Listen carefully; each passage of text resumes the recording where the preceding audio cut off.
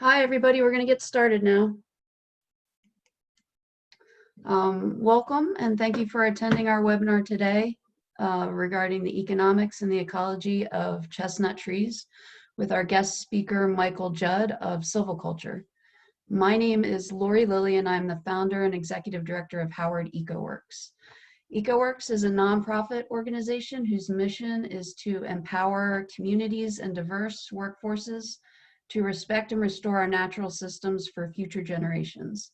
You can find out more about our work and services by visiting our webpage at howardecoworks.org and following us on Facebook, Instagram, LinkedIn, and Twitter. Our webinar today is sponsored by a grant from the Chesapeake Bay Trust and Howard County government. The name of our program funded by this grant is called Making Suburban Lands Working Lands, and our goal is to engage private property owners in projects that will increase the ecological value of their open space and lawns while improving community resiliency through tree plantings, perennial agricultural plantings, and passive rainwater harvesting. Under our grant, we are partnered with Silviculture to plant almost 2 acres of private lands, as well as provide several educational opportunities, of which this is one. So before I hand the controls over to Michael, I just want to mention a few things. One, this webinar is being recorded and will be hosted on our website after the event for future reference. We will send the link to you after we have it up. Please use the chat box to post your questions and we'll take clarifying questions as we go and the remainder at the end. We're actually working on additional grant applications to the Chesapeake Bay Trust and are looking for properties to install projects. If you are interested, you can fill out a prospective partnership survey on Silviculture's website. That link was provided on the Eventbrite ticket, and I will post that in the chat box as well. We will also be following up with everyone after the webinar, so if you would like to work with us, you can respond at that time as well. Now I'd like to introduce our speaker, Michael Judd. Michael has worked with agroecological and whole system designs throughout the Americas for nearly 2 decades. He is a believer in permaculture and ecological design to promote and sustain local food systems and has designed and implemented projects that increase local food security and community health in both tropical and temperate regions.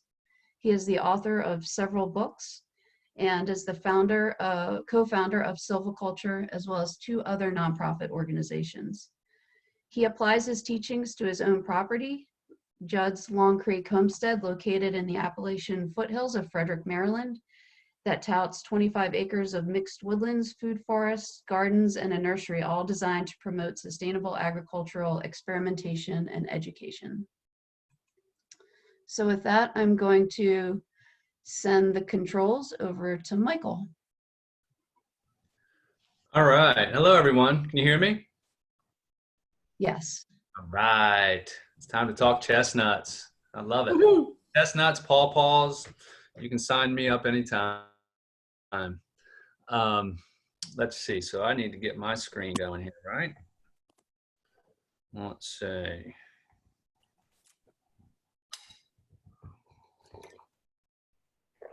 All right. How we looking? Good. Yeah? Mm-hmm. All right. Okay. So I think most of you folks know me or know a little bit about me. I'm just going to give a quick backdrop on why I'm so adamant about growing nuts, and then especially chestnuts. So I lived 18 years in rural Latin America. And I lived in areas where there were no grocery stores. There really were no outside resources. And I learned very much the importance of perennials in the sense that they would take inclement weather. They would take, change in both economic climates, social climates, and environmental climates.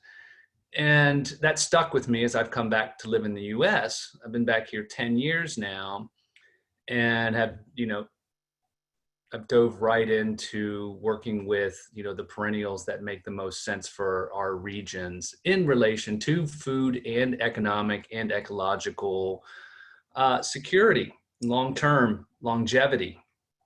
And within that category of nuts, the chestnut stands out for many reasons. One of the main reasons is it's an annual bearer. So a lot of nut trees will be biannual, or even every 3 years, they will produce their nuts, which can be a challenge if you're relying on an annual food source. So the chestnut does produce every year. It is a very high carbohydrate nut. It's low in oil, but then has a lot of what we eat in grains. So that's why it's called the bread tree, the grain tree. It's got a nutritional equivalent similar to rice, right? And it's delicious. Most cultures in the world that have had chestnuts growing are big fans of them because of how delicious they are. And here in America, we certainly, we knew how valuable and how tasty they were, 120 plus years ago, before the blight started taking down the American chestnut. And in that short time period, we've really kind of lost the culture and the understanding of what an amazing food source this is. But fortunately, the chestnut is a highly adaptive species. Probably very much like humans, we all started from one mother at some point. The chestnuts probably similarly started, from one species. And then as the world has, sort of grown apart physically, they've adapted to new climates. So today, what we might call Asian chestnuts is the chestnut that has evolved there and has actually been co-evolved with humans a lot in Asia.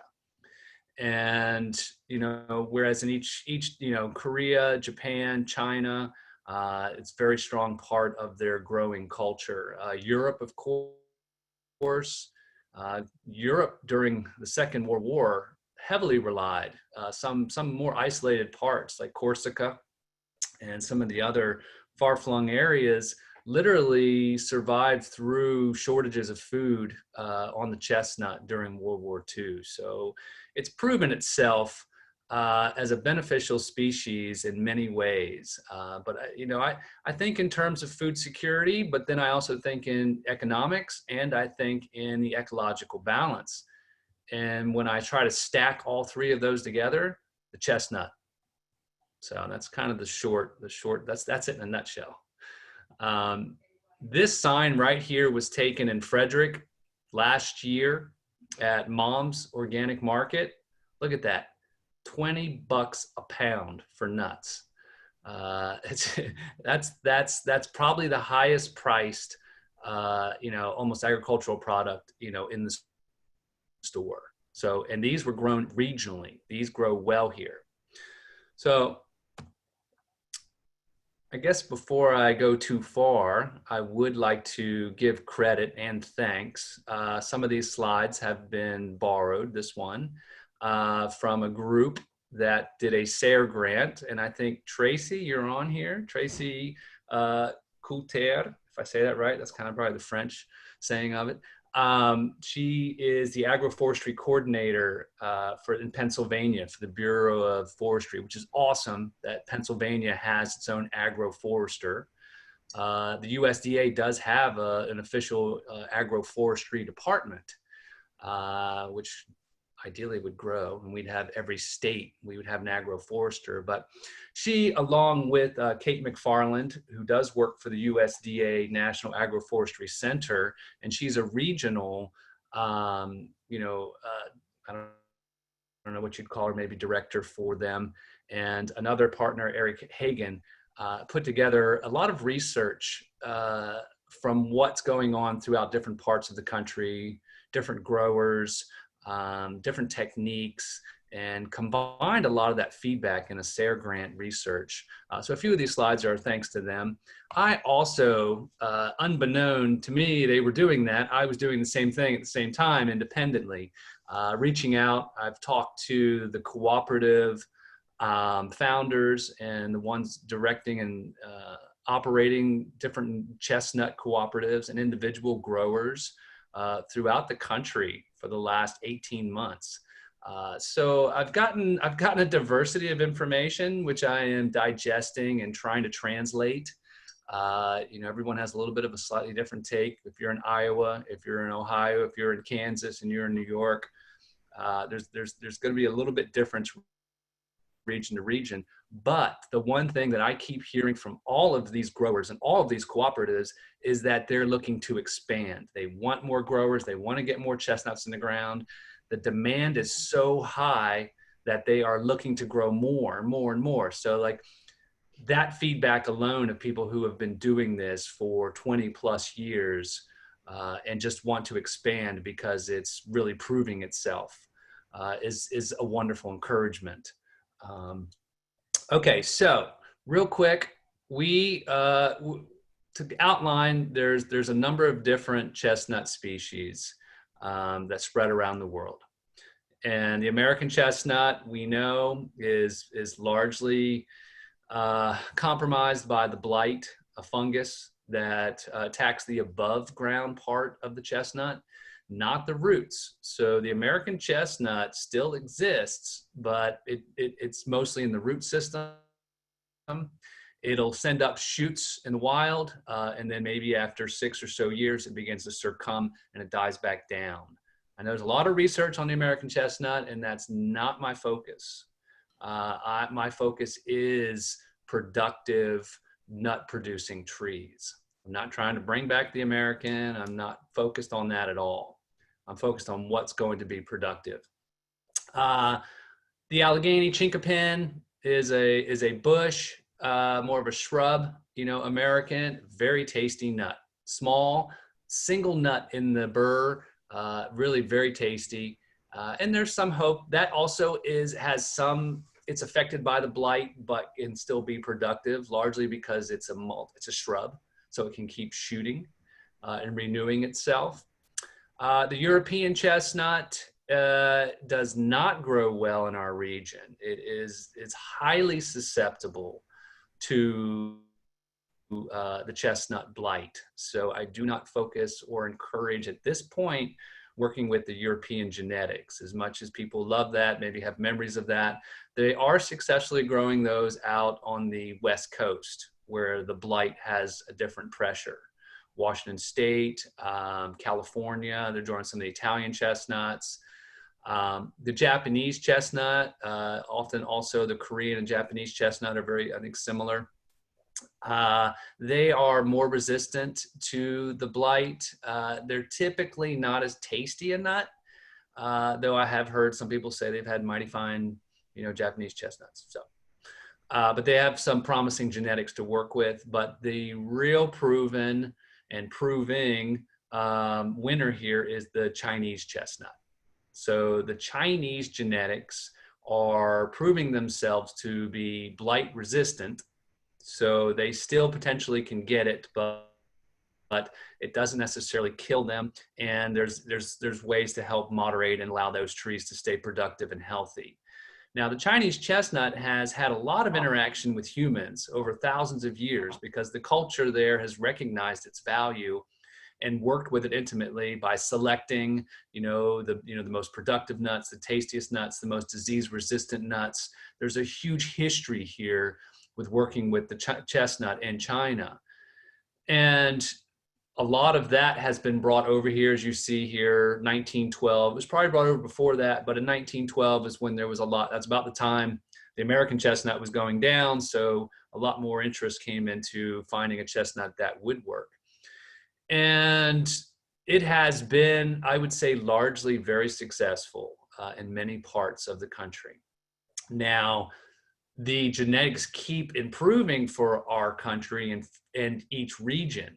So within the Chinese chestnuts, there's a huge gene pool that's still being explored. But there's been enough success with, a couple of dozen cultivars, enough that saying, wow, look, these are now being productive enough to make, certainly, a high income for farming. And I think beyond that, it's now beginning to get into a larger level of cooperative and, larger business, models are on their way for the Chinese chestnut. Then there's the hybrid chestnuts. You'll hear about the colossal that's being grown. Is it Michigan State University is doing a lot with the chestnut, investing heavily in it. We're talking millions of dollars through their school to get Michigan to, really get to be growing. But they're really kind of stacking a challenge by going with the European genetics. And I think some disease issues are already showing up, but they are having enough success to continue. The Paragon, that's an old one. A lot of what you hear about is the Dunstan chestnut, right? So the Dunstan chestnut was sort of developed or discovered in North Carolina. And then an outfit in Florida took these genetics and started selling it as the Dunstan chestnut. And it's had quite a lot of success. I mean, they claim it to be an American-Chinese cross. My guess is it's mostly Chinese. But it's had a lot of success in Florida. There's a small nut growing cooperative in Virginia around Richmond that are working with the Dunstan chestnut. I think the Dunstan chestnut is worth consideration for our region. And again, I think it's probably largely Chinese genetics, but I know a lot of people might hear about the Dunstan, so I threw that in there. But the Chinese chestnut is what I'm going to be focused on and talking about, so that we're clear on that. And they're gorgeous. They're beautiful trees. This was taken a couple of weeks ago, just down the street from my house, where I just happened to find a 50-year-old Chinese chestnut orchard. I don't know how that happens. That's life right there. It's a retired USDA ag guy who planted 8 acres of these Chinese chestnuts 50, 60 years ago. And then he's also done another 8 acres of select black walnuts and northern pecans. So this is literally not even a mile down the street from my house. And so the typical size to expect from a Chinese chestnut is 30 to 40 feet tall. I would say, maybe by a total of 30 feet wide. That would be from outside to outside, and that's not pruned. So when you get more into orcharding style, pruning is beneficial to the tree's health, the productivity, and the spacing, right? But this is unpruned. This has been left, just to grow. It's a seedling. It is not a grafted cultivar. This orchard has mixed genetics in it. We're starting to research it. Silviculture is going in there and monitoring and tagging, and we're going to start harvesting and processing from this orchard this fall, so that we'll have a lot more feedback about it. But I just wanted to show you the beauty. Now, one of the great things about the chestnut too is that it flowers very late. This flowered in June, so all frost, at least in our history to date, has not reached June. It got to May this year, I know, but so the flowers are largely protected from late frosts. That said, I wouldn't put it in a frost pocket. I wouldn't put it in a low area, because that cold frost can actually hurt the flowering buds before they even flower. So chestnuts like to have draining soil. So they're not going to take a wet standing soil. They need drainage. They like a pH between 5.5 and 7. So if you have an alkaline lime-based soil and it's 7 or higher, you can work on adjusting that with sulfur and other ways, but the ideal is between 5.5 and 7. I have heard the Japanese chestnut genetics take a little more alkaline, but good drainage is important. That's one of the key factors. Otherwise, chestnuts are extremely tough trees. They take drought, they take rocky soils, they take less than ideal fertility. Now, your productivity will be related to the quality of your soil. So yes, a chestnut will grow on a hillside, a rocky hillside, and it'll probably be, moderately productive. You put it on a deep loam, draining loam with rich soil, and it's probably going to be very productive. But these do grow on marginal hillsides. And in Corsica and other countries, you'll see they're literally growing on the sides of hills, trees that over there can be over 1,000 years old. So another reason I'm really excited about the chestnut and nuts in general is that the effort to grow these now, to plant these now, will continue for hundreds of years, potentially more than 1,000 years. These trees will continue to feed humans and wildlife and hold the soil together, keep the hydraulic cycle going. If you're looking and wondering what can we do now, to in the face of such, environmental change, plant nut trees, especially chestnuts. Yeah. This is the orchard, and they're beautiful. I mean, this creates a magical space. And you'll see here that there's not much, now that this orchard's established, the only care that gets done to this orchard is mowing it. And I've heard other chestnut orchardists say that all they do is mow like once or twice a year, and that's all they have to do for the chestnuts as far as its maintenance. Now that doesn't go into the harvest and all of that. But the fact that these trees become very sort of self-regulating is amazing. So that's low maintenance. Low maintenance, I think, is key. Highly productive and low maintenance sounds good to me. And then beautiful and majestical trees, gorgeous bark, really deep furrowed bark. Now you can see these trees aren't pruned. They're starting to touch. They're starting to shade each other. This is probably about 35-foot spacing, and I'm going to talk about spacing here in a minute. But your more mature size should be at least 40-foot spacing. Once they're over 20 years old, they're really going to start to touch. But you can prune and shape them early in life, or you can do nothing, and you'll still have a beautiful tree. But the issues of shade will lower productivity and could create some other disease issues. So we'll get into that a little bit, but they're beautiful. And gorgeous flowers. Some people comment that it's got a strong smell, but I've been in this orchard that was full of it, and it actually smells like chestnutty, like a floral chestnut. So it is kind of a rich smell, but I definitely do not find it, pungent or stinky at all. It's like people say it about pawpaw flowers too, and they don't smell that bad. They smell like sourdough, like a yeast rising. The pawpaw does, but people are like, oh, they stink, don't plant them, whatever. All right, so the chestnuts come in these awesome burrs, which protect them from the birds and things eating them in the tree. So you get usually first go as they drop from the tree. And then often inside these burrs, there's 2 or 3 nuts, right? And that can vary a little bit on the genetics of what you're working with. And let's see what else. Oh, look at these beauties. So these were actually picked in the orchard just down the street from my house. And those are also northern pecans mixed in there. So you see a little bit of the chestnuts and those picked in. So getting them out of the burrs is easy. You can just rub it with your heel, wear a boot, and it pops right open. And then you can either hand pick it or you can use a nut wizard. Let me see if I got a picture of my nut wizard. There's the 3 nuts as I pulled those out of the burr just like that.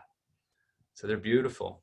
And a mature tree, a healthy, mature, productive tree could produce 80 to potentially 100 pounds of nuts. That's a lot. These are some chestnuts that I planted up in New York in the Catskills 10 years ago that are already dumping. So about 6 years, if they're in good sun and the trees are doing well, they'll start to produce at 6 years. So it's a very quick return for a nut tree. By year 10, you're really getting a harvest going and you're getting a return on your time and investment, at year 10.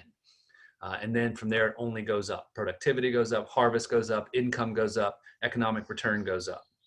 and the work goes down, for the establishment. So it's really unique in that sense as well.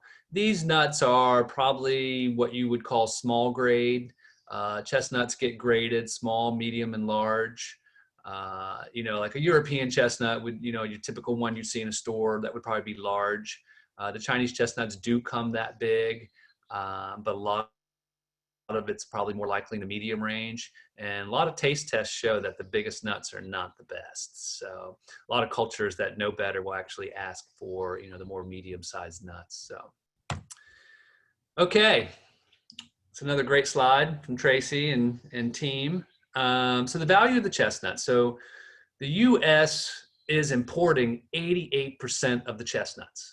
We're bringing them in. We're bringing them in from China, Italy, France, even Thailand, and the northern regions are growing them. So we're bringing all these chestnuts in, and we can grow these chestnuts easily, and we can grow better nuts than what we're importing, because chestnuts have to be handled carefully, and they're generally not handled carefully when they're exported or imported. So those Italian chestnuts that don't get handled well are not in prime condition at all when you're buying them. And personally, I think the Chinese chestnut tastes better than the European chestnuts. And most people that probably aren't European would agree. So this is just showing that there's a huge market here. There's high demand, low supply. So right there, black and white is an awesome opportunity.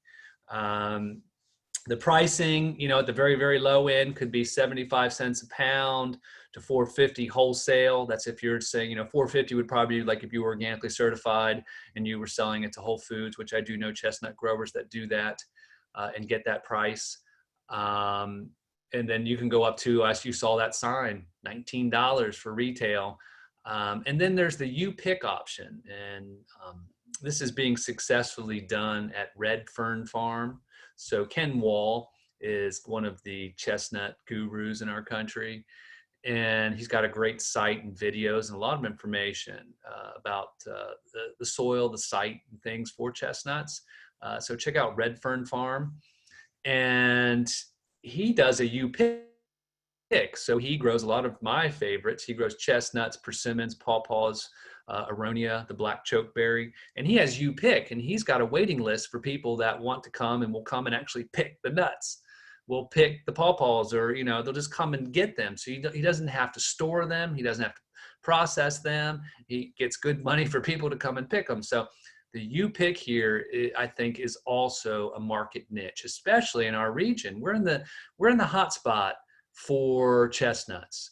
The Asian and the European, the Baltic, communities and cultures, and the DC and Baltimore area, they would, I'm sure they would come out. I have a friend who works with the American Chestnut Association, and he told me that they have a research site out there in Montgomery County that's just kind of been left. And he said they have to really sign it and fence it because people are coming and trying to get the nuts out of there, which aren't even prime nuts, but they want them.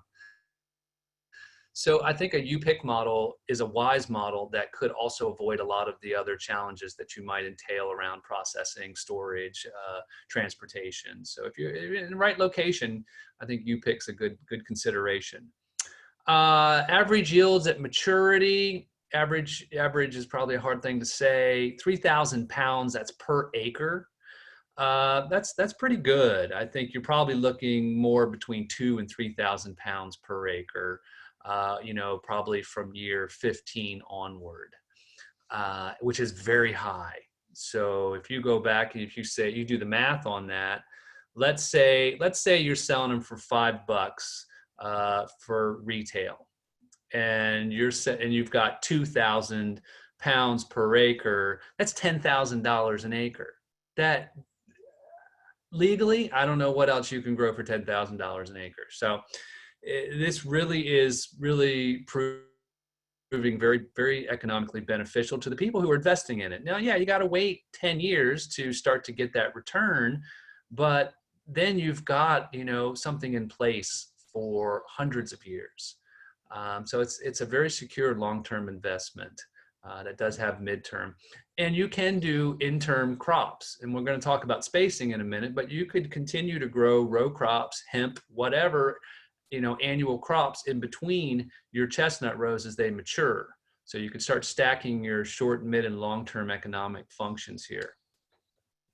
And currently, this price is higher than, I think, any other nut in the country. So it's higher than pecans, higher than hazelnuts. This is, we're in a prime opportunity for demand on these nuts. And currently, it's a safe market to invest in because we would know if it was going to get blown out already, because it's a 10-year lag, right? So we would know if someone had already done 1 million acres of chestnuts. Oh, well, in 10 years, it's going to be blown out, but it's not happening. It is increasing. A lot more people are jumping in at the 10, 20 acres. I've heard of a couple people trying to work up to 100 acres collectively or, within a family, but that's it. So in that sense, there's economic security here in investing in this. Okay, small scale budgets. Now this is going to vary. You may already have land. You may do the labor yourself. Or so, if you need to buy land, that's another cost up front. And we've done some work at Silvoculture. We have some Excels and information based on sort of minimal costs, for DIY to, more investment scale. So, if you're really serious, you can follow up with us on that. So you've got your plant material, installation, mulch. Mulch is a big one for me. So, being more on the permaculture side of things, looking at doing more low input systems. So if you look at what the universities are doing, oftentimes it's very resource intensive in the sense that maybe they're doing huge irrigation systems. They're doing, a lot of herbicide spraying. They're probably really going out of their way to do a lot of fertility, fertilizing, and just, kind of doing things like land grant universities typically do with agriculture. So if you start looking at those models, you're going to see potentially more costs and more inputs. Whereas I've been creating orchards, I've done a 20-acre nut orchard in one go, where we heavily wood chipped and mulched every tree to build up the long-term fertility, moisture retention, and to create fungal networks. So there really is going to be a spectrum here depending on your approach on how you do this. So roughly, this is 2,200 to 5,000 an acre. I broke it down to some bare bones. And now this also matters your spacing, right? So I mentioned earlier the chestnut at maturity is 40 feet. So you would imagine 40 by 40. So you take 1 square acre and you say, okay, if I'm going to do trees 40 by 40, that's 27 trees an acre. Now it's going to take, maybe 20 years for those trees to fill out. And at 20 years, you're really going to start maximizing on that acre. Whereas what a lot of more economically minded growers are doing with the chestnuts are doing them on 20 by 20 to start, right? So that's 107, 108 trees per acre, right? So if you're doing it that way, and it's just, and doing it that way is actually proving to really be economically beneficial between years 12 and 20. So you can imagine you've got 20 by 20. So they start producing 6, 8 years, 10 years. Certainly by year 12, you're starting to bring in a harvest. When those trees aren't crowding each other at that spacing, you're getting a very strong crop return between year 12 and 20. Somewhere around year 20, you're probably going to have to start thinning them out and getting it back to 40 by 40 per acre. This is a personal choice. It depends on how much time, energy, money you have to do up front. So 108 trees is a lot more than, 27 trees per acre, but your return will pay off. So your cost per acre is going to vary. So let me see, I broke down the bare bones of a 40 by 40 spacing, 27 trees per acre. You can get trees, you can get seedlings of good genetics for roughly $6 a tree. right? And I'm going to talk to you about this awesome new technology in tree tubes that aren't cheap, and they're probably about $7 a piece. So you're looking at about $13 a tree. At 27 trees, you're looking at a bare bones of $350 per acre, not including that's your labor, your time, and then I highly encourage doing a bunch of mulch, which again could be free and a bunch of your own labor. But from there, it goes up in costs. If you're going to do 20 by 20, if you're going to do 108 trees, already, your bare bones is going to be more like $1,400 an acre. So that's bare bones. This here on this PowerPoint, the 2275. It's probably going to include, more probably labor. You're going to hopefully get some help doing this. And then maybe some of your extra materials and mulch and whatnot. And the higher end of that is if you're maybe setting up a full irrigation system, et cetera, et cetera. So again, there's a spectrum from the DIY to, having help and other things going in. Commercially viable years, like I said, 20 years, yeah. Profitability per acre at maturity, that seems low to me. Like I said, I think, once you get things rolling, and if you've got a decent market access, you're looking at probably more of an average of 10,000 an acre. Certainly if you've got, you pick, Tom Wall at Red Fern Farm is claiming $10,000 an acre for his U-pick system. So, and he's not doing much. He's not doing much. He says that. He's like, I'm not doing much. I'm mowing and that's it, and collecting money. But again, anyway, all right. More info. Michael Gold is, I believe he's one of the research professors at the University of Missouri. So the University of Missouri has done a lot of research on the Chinese chestnut and the genetics. I think they're probably the center for, really finding out what works well. And then they're teamed up with a few of these other cooperative growers I'm going to talk about here in a minute. As an example, one of these growers who's done also a lot of work on the genetics, but they've thinned it down to 6 or 8, trees, which they do graft and create cultivars for.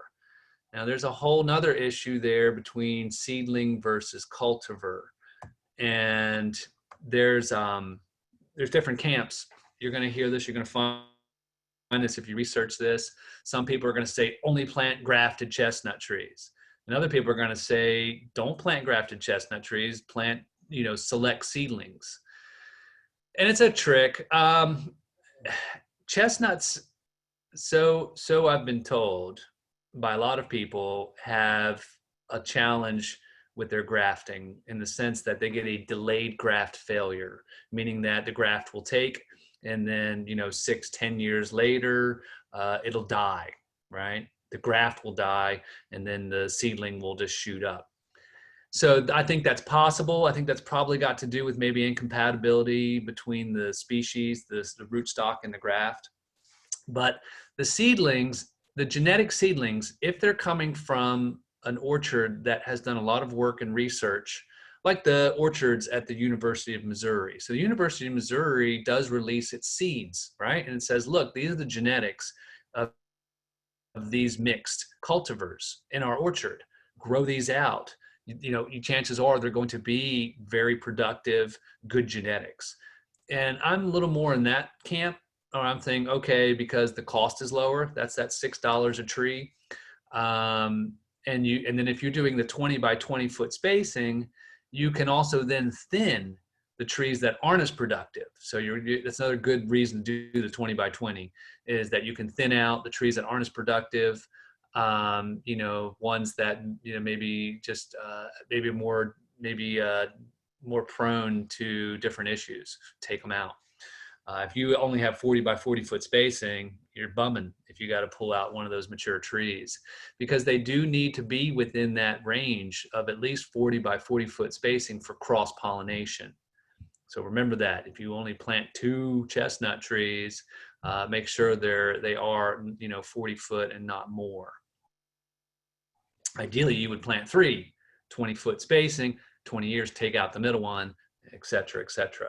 So the University of Missouri is a great resource. I would look at their information before I would look at Michigan State universities. I think what's going on in Missouri is probably a lot more, relative to us in our climate here in the Mid-Atlantic. So I mentioned these awesome tree tubes earlier. So the tree tube has come a long way in its evolution, and the Sunflex, usually it's sold as Plantra.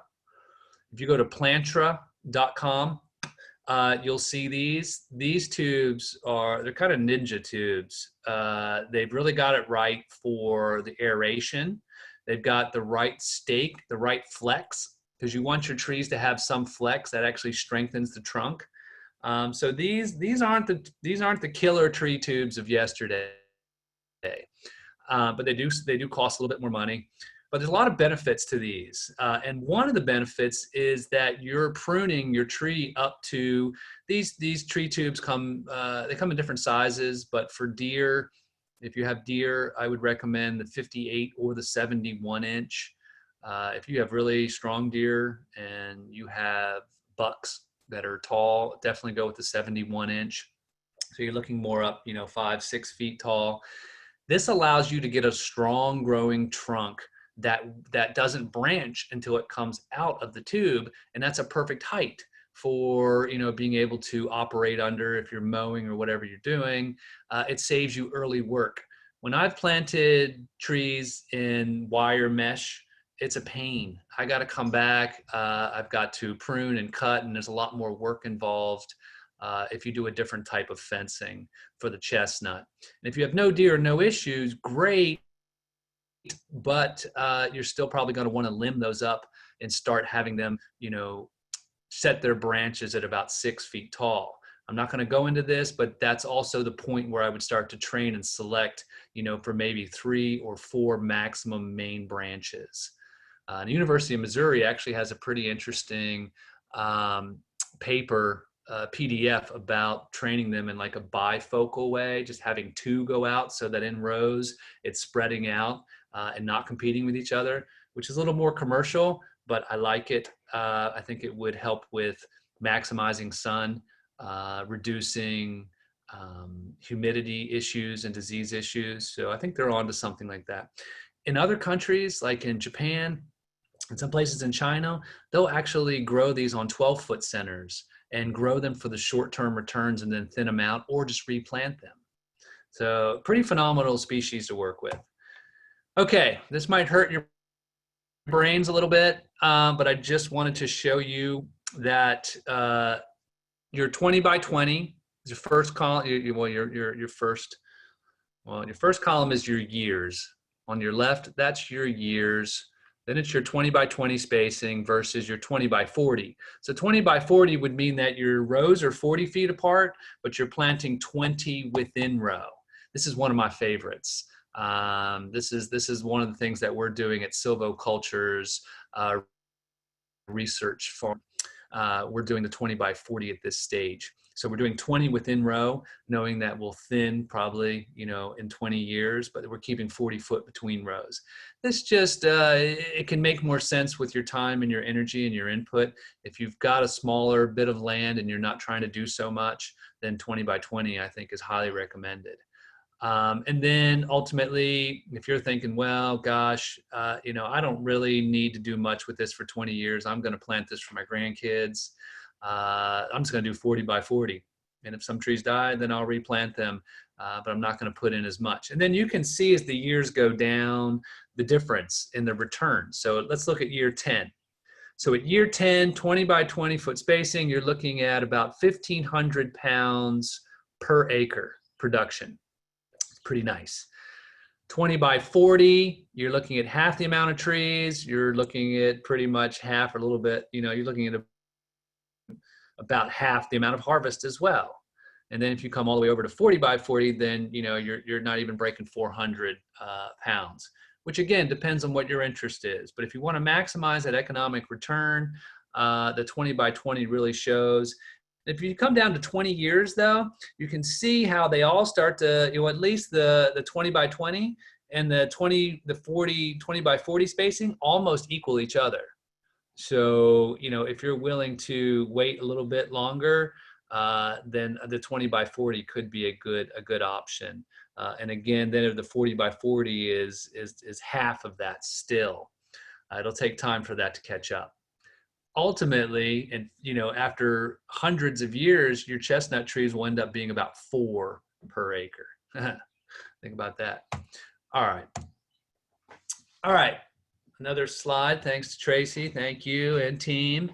So some basics here. Now this is getting a little bit more into the end game. Okay, so you've got your nuts, and this is where silviculture is focusing on creating cooperatives, processing equipment. So, don't feel like you're alone. This is something that we're working on, and you could bring your chestnuts and work with us.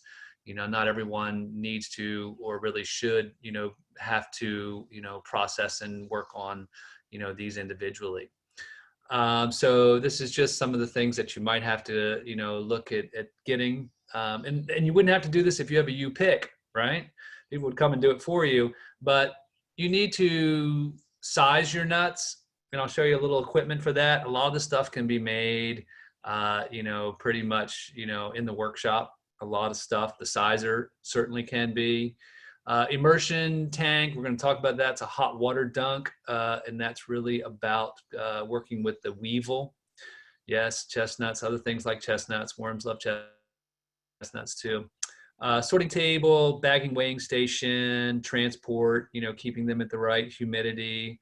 There's a little bit of input, at the harvest time. We also at silviculture are looking at ways to simplify that. I've seen a little bit where the Italians, they traditionally have these smoke houses where they'll bring their harvest in and they'll smoke them. And I think that dries them, deals with any potential worm issues, and then it can be dried. And since it's low in oil, can be stored for, up to 2 years. So I think there's a lot of value in considering the drying and the storage and adding into value-added products. I mean, it's a gluten-free, carbohydrate. So I mean, it's delicious too. I mean, you can make pastries, breads, a lot of delicious dishes. Okay, so known cooperatives in the U.S. The chestnut growers, I believe they're down in, gosh, I don't want to get this wrong. Chestnut Growers Inc. I think they're the Michigan group, right? Route 9, we're going to talk about Route 9 here in a minute. I'm going to just show them as an example. U.S. Chestnuts, they're down in Florida, I believe, and they're doing the Dunston chestnuts. The Prairie Grove Chestnut Growers, that's mostly in Iowa.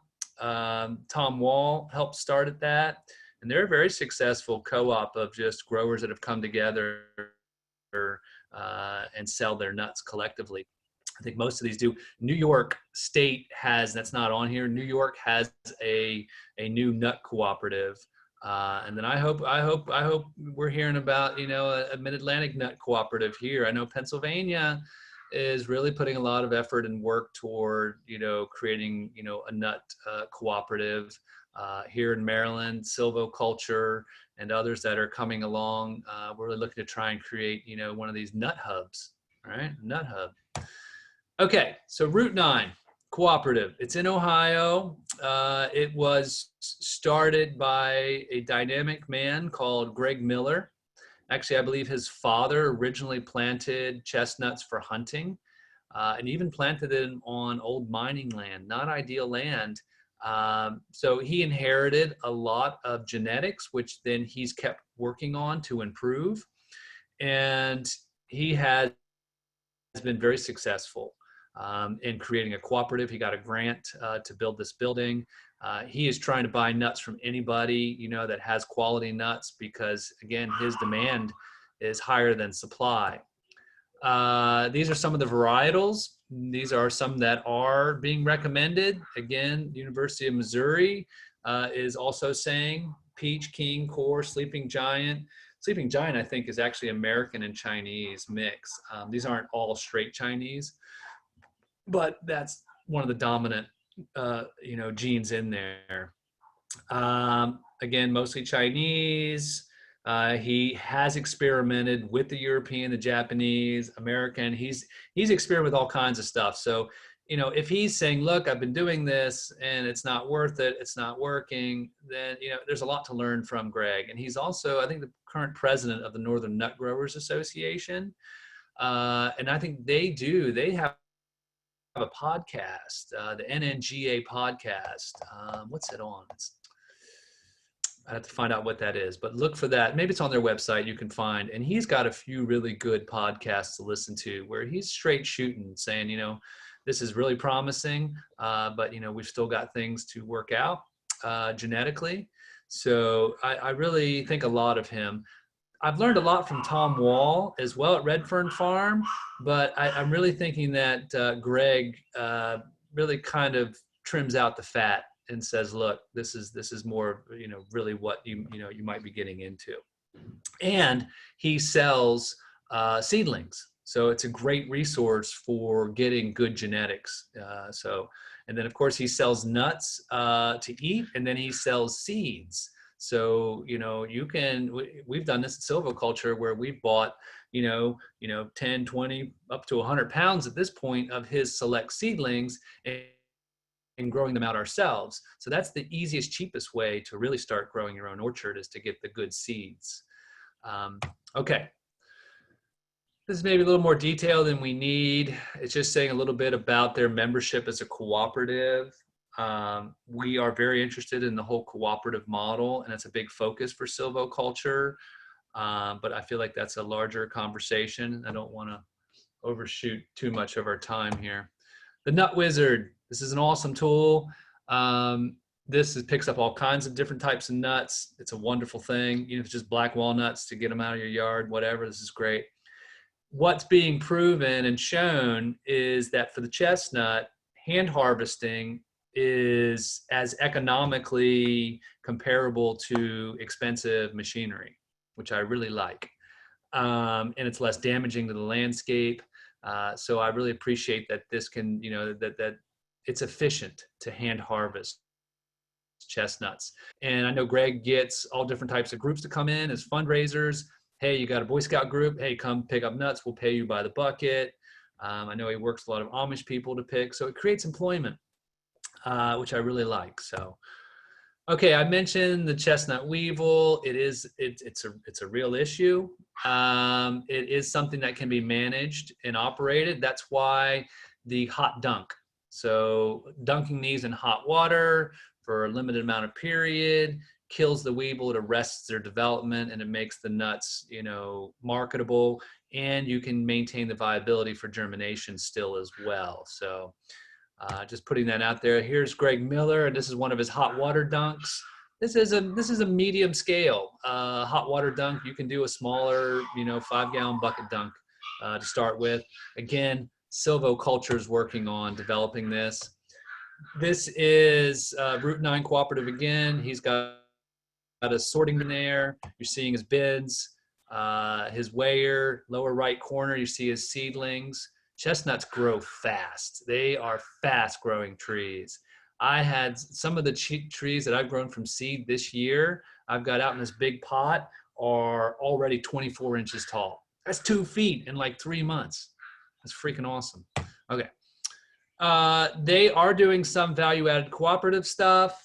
Now, they pretty much have high demand for their fresh nuts. Most everybody just has trouble getting any nuts to make something else out of, because they're all selling fresh.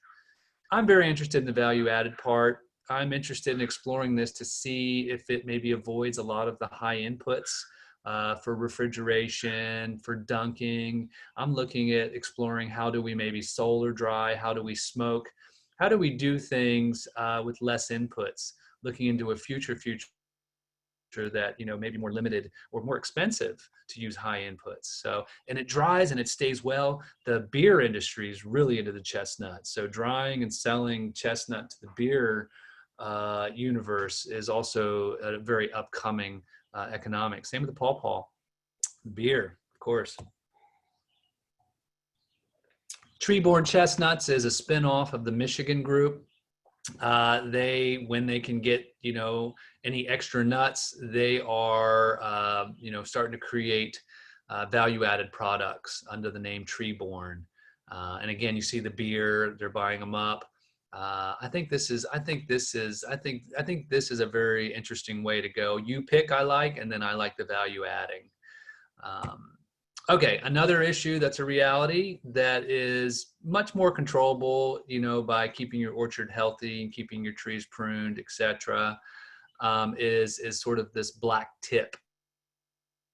Usually starts at the blossom tip in the fruit, and it can affect, very, very minimally, or it can start to affect the whole nut.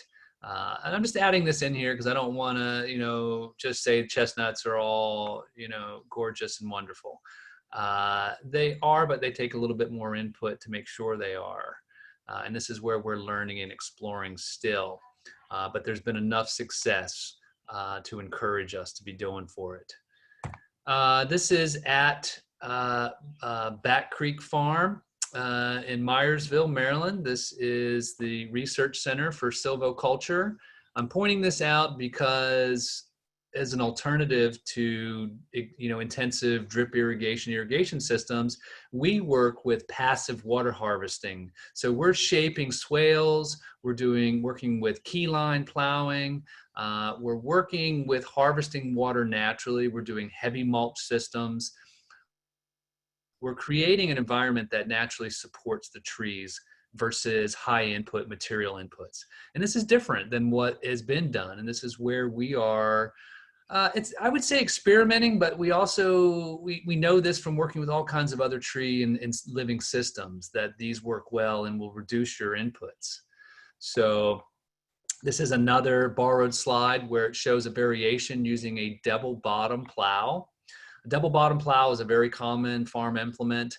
So you can go along on contour and rip these, disc harrow them, and then those can be your planting. You plant on those, and then as the water comes down the landscape, you're holding it in the, in the groundwater where it's needed. This makes a dramatic difference, especially, with the hillsides where most of us, are operating. This is a project that was co-sponsored and pulled together with Howard County EcoWorks, and you can see the swale here with the chips on it. Beautifully done. Nice work. I love this picture, man. Look at this guy. He's like a ninja mulcher. He's going for it. One of the things I want to point out here, well, there's a couple things. Let me show you this. The mulch. You see that mulch? You see that tree in the foreground? That's 4 foot diameter and that's 8 inches deep. That's a minimum. That is a good start. That right there becomes a sponge. That's going to help assure your water needs for that tree, and it's going to start to create a fungal environment, which is what's going to help those trees really thrive and build long-term fertility. I really want to push this point with mulch. Look at that. Mulch, mulch, mulch, mulch, mulch. Any fruit tree, nut tree, mulch, mulch, mulch. Now, this is me planting a chestnut in the middle, and it's harder to see, but in the same hole, I'm planting 2 other trees. I'm planting a black locust, and on the other side, I'm planting a false indigo bush. So not the false blue indigo, but an indigo bush. It's a woody perennial. Both of these fix nitrogen, right? So I'm putting them in the same hole. Now, as they start to grow up, we come and we cut those back, so they're not really outgrowing the chestnut. But we're using them as mulch. So we come and we chop and we drop right there where it's needed. And as we chop and we drop, the nitrogen nodules on the roots of these 2, what we call nurse plants, release fertility. So we're mulching and fertilizing. This is another example of how we're working, with sort of more natural systems, more permaculture systems, low input systems, letting the plants provide the needs. This is another wonderful plant that we work with. This is running comfrey. I utilize and use this a lot. I highlight this in my new pawpaw book as well. It's a great ground cover. It's a great bee fodder. It's a soil builder. It's a moisture holder. And it runs. It'll run. So if you're putting the chestnuts out and you go and you stick a couple of these rhizomes in around your trees and it's well mulched, it's going to create a living mulch as your tree develops. So it's creating a diversity with low input. This is actually a beautiful illustration by Nicole Luttrell, another silviculture ninja. And this is actually from my book for the pawpaws. But it's showing you, if you're saying, okay, well, I'm a landowner, I live in suburbia, I might be able to get 2 or 3 chestnuts in, but I really want to maximize what I'm doing. This is like a little food forest planting model, so that you can really maximize putting other companion plants around your chestnut tree. So you don't necessarily, have to be doing just trees on large spacing in a field. You can really maximize and create diversity around the bases of your trees. The more the merrier. And get nitrogen fixers in there, get mulch trees in there, jumpstart the whole thing with wood chip, straw, cardboard. Start transitioning what is usually crap soil into something that's very fungal rich, that's going to build fertility in the long run. This is one of the part of the 20 acres that I planted in the last couple of years. Mixed nut system, heavy on the Chinese chestnuts, heavy on select black walnuts, persimmons, white oaks, some red oaks as well. I said persimmons already, but anyway. It's a mixed system, and it was a cornfield. So look, this is actually a way to begin stewarding and transitioning, what I think to be, less than ideal use of our land. So it begins to hold the soil and creates, food and economy for centuries. And then this is a picture in Spain where they've been working with the chestnuts and nuts in their agro systems and their silvopastoral systems, meaning mixing their animals and their nut trees together. So this is a cultural legacy. This is something that can really transform our landscapes and meet our economics at the same time. Alrighty, guys, I think that's about it. This is a beautiful brochure that we have. We can PDF it to you if you want to share it. We also have quite a lot of printed copies. If you have groups you want to share it with, email silvoculture. If you want 10 or more, I should say, if you're going to help spread these out, let us know. We'd be happy to share the printed ones and the PDF. And it's really just kind of, again, what I'm showing here, what is this chestnut and why is it so great? And, what's a starting point, which is where we're at. So that's it, guys. Thank you very, very much. I guess if there's questions, I'll see what I can field. Thank you, Michael. There were a few questions. I guess I should have asked in the beginning, are you willing to share this presentation with the attendees? Sure. I mean, I'd have to ask Tracy and some of the others, since I've used some of their slides too. So if they're in agreement, it's good with me. Okay. So if they're good, we'll email that out to everybody.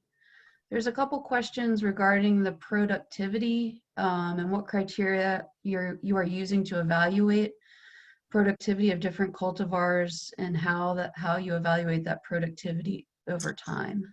So a lot of the mature data that I'm working from is from Greg Miller and Tom Wall and their cooperatives and their growers. So productivity, it's a good question. So each genetically different tree is going to have a different size nut, and it's going to have some variation in productivity as well. But the ones that are being selected and being encouraged and spread around are the ones that are proving that high productivity. And we might be looking somewhere in the range of 70 pounds a tree. I mean, once they're getting up to maturity, and of course, the potential for 100 pounds is there on those. So I don't know if I'm answering that question well, but the select varieties that the University of Missouri and Greg Miller are pushing forward are the ones that have, that level of productivity in them. Okay. I think I heard you answer this in one of your last slides, but is there any issues with growing the chestnuts alongside black walnuts? No, they're fine with the black walnut.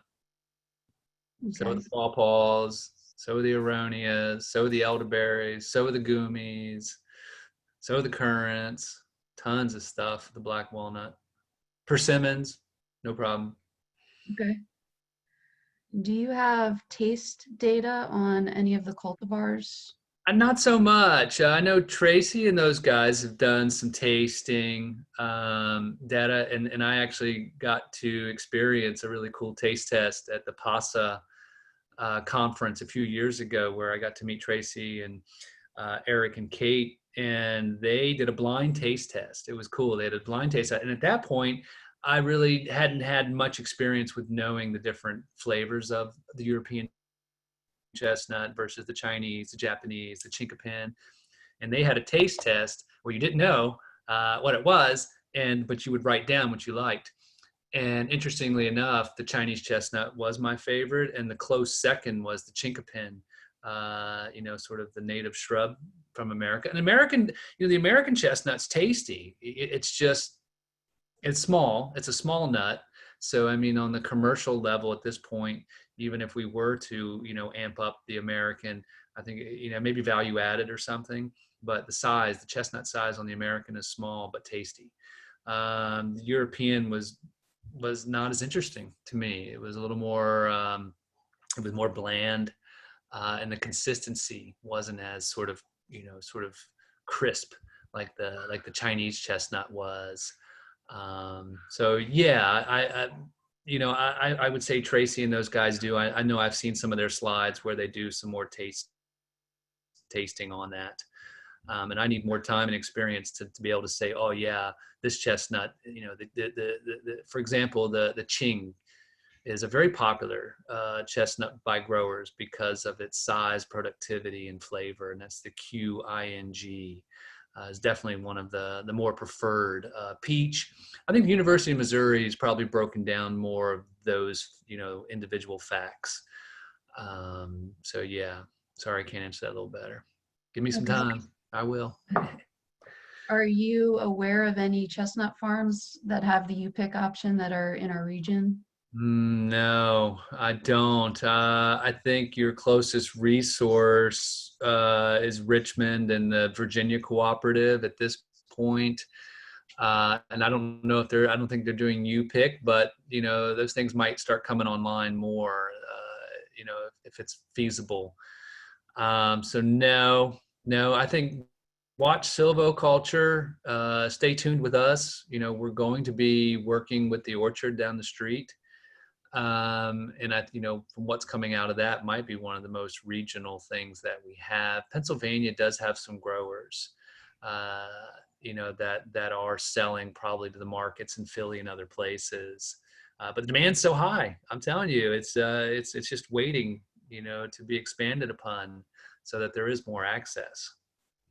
But we as silviculture are also, working and creating orchards. So with time, we will certainly have, more of these U-pick and retail and wholesale options. Okay. There's a question about sourcing the chestnuts at $7 per tree that you referenced. Yeah, so $6-7. Greg Miller is probably your best bet, and you go to his site, he's got 1 and 2 year seedlings. Now they're bare root, which means you're going to get them. I don't know if he does them in the fall. I think he does, and the fall's great. Fall's a great time to plant most perennials. Otherwise, late winter, before things, things start waking up, bare root is what you want to work with, and it's easy. They ship to you easy, lightweight.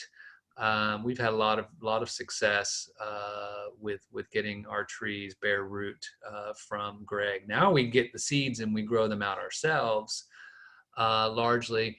Tom Wall at Red Fern Farm also has stuff. He tends to sell out more readily. He's in a slightly different climate, even though he's got similar genetics. So you could check with him. I think his stuff's potted, actually. You're going to pay a lot more for something that's potted. And I am usually more a fan of bare root because your root systems, if it's done well, are more full, less restricted, and you'll probably get a healthier growing tree. Don't try not to buy any trees large. Anything that's over 3 years old, if it's been dug up or it's been grown in a pot for 3 years, it's already had some compromised issues. So I try to stick with 1 and 2 year, one being the sweet spot. My ideal is to pawpaws, whatever. If I germinate them in the spring, I plant them in the fall. Otherwise, the following spring. And then if I have to carry them over another year, I will, but not as good. We've got maybe 3 more questions. Is that okay? Or okay. Is there any value to the lumber or the wood, especially when you're thinning the Yes, trees? great question. I need to remember to add that in as I'm tooting this horn. Yeah, absolutely, awesome wood, beautiful wood, very strong, very dense, very sought after, great furniture wood. I mean, the list and its uses go on. It's heavy. In this orchard down the street, one of the trees got cut up, and I picked up, like a 15-inch round, and it was so heavy. It was super dense, awesome, very dense wood. It branches a lot, so you're not necessarily going to get a long straight run unless you. Now, Greg Miller is doing some genetic work with some of more of the timber formed chestnuts. So you would be trading off there. Same with the black walnut. If you're going for timber, you're not going to be getting the same quality and productivity in nuts, but then you get your timber. So there is a midpoint with the black walnut and with the chestnut if you're looking for timber, high grade, longer boards. But there's a lot of character in the chestnuts that are branching. So absolutely, very high value wood. Great. And was there a treatment option for the black tip that you referenced? I think the black tip it's a fungal issue that is going to show up when your culture, so to say, of your orchard is not kept up. So trees beginning to shade themselves or shade each other, less airflow, less cleanup of nuts and branches, afterwards. So I think, and there's going to be a little bit of variation in the genetics as well. I know Greg is working and observing, which cultivars have more resistance to that. So part of it's going to be genetic, and then I think a large part of it's going to be the health and your care of your orchard, in that sense that it's more prevalent in the older, less managed orchards, and in like a younger orchard with a lot more airflow and spacing, it's less prevalent. So I think it goes hand in hand with a lot of your just general fungal managements, which is good pruning. I think healthy fungal soils go a long way. So a lot of growers are using herbicide, they're not creating a healthy fungal network system for their trees. And so that stress is going to make them more susceptible to everything. Whereas I'm much more in the understanding, that if you are creating a strong, healthy fungal network by deep, extensive mulches, then your trees are getting a lot of support from the fungi in their immune systems. So trees evolved from forest systems and fungal networks. We're pulling trees out and we're sticking them in these not very fungal rich environments, grass and herbicides, bare soil and stuff. The trees are going to struggle and they're going to have more issues. So of course we're having to prove this because nobody's really done a whole lot on sort of a larger commercial scale with this technique, but I have confidence and that's what we're working toward. Okay, cool. And then the last question is about if you're going to be having any chestnuts available at the Pawpaw Festival this year. Great question. I would say I hope so. The chestnuts usually start to fall and ripen around, the earliest ones might be mid-September, really later September, and then, early October.